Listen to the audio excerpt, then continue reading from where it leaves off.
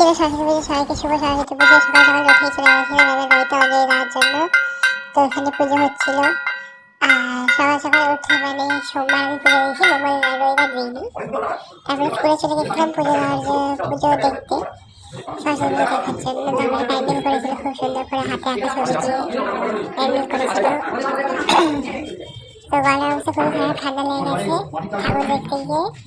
তো এখানে সবাই প্রিপারেশন নিচ্ছে পুজো করা। তারপরে দাদার বাড়িতে আবার চলে গেছিলাম খিচুড়ি খেতে। বিকেলে 4 জন মিলে একজন বন্ধু বাড়িতে গিয়ে এখানে কেক কাটা হয়েছিল। কেকের কি লেখা আছে বলতো? রাতুল স্পেশাল কোনো সেলিব্রেশন ছিল না, এমনি কেটেছিলাম। তারপরে প্যাটিসও নিয়ে গেছিলাম, প্যাটিসও খেয়েছি। তারপরে বাটায় গেছিলাম, কারণ এবার আমাদের এই বাটায় তৈরি হয়েছিল 111 ফুটের সব থেকে বড় সরস্বতী ঠাকুর। তো সেটা দেখতে যাবো না, এটা হতে পারে। তো গেছিলাম ঠাকুর দেখতে। এখানে দেখলাম ঠাকুরের মধ্যে একটা ঠাকুর, ওই ঠাকুরের ভেতরে ঢুকে যেতে হবে, তারপরে দেখা যাবে আরেকটা ঠাকুর। তো এখানে কাকুটা খুব তাড়া দিচ্ছিল, তো ভালো করে ফুটেজটা নিতে পারিনি। তাও বাইরের ঠাকুরটার থেকে ভেতরের ঠাকুরটা বেশি ভালো লেগেছে। টাইমিংটা খুব সুন্দর করেছে। এবার চলে গেলাম ফুচকা খেতে। ফুচকার দোকানে এত ভিড় ছিল যে ফুচকার ভিডিওটাই করতে পারলাম না। এখানে কেনাকাটা করতে নিউ মার্কেট গেছে, তারপর বাড়ি চলে আসলাম। এইভাবে কাটলো আমার শ্বশুর বাড়ি। তোমাদের কেমন ভাবে কাটলো জানিও আমাকে। টাটা।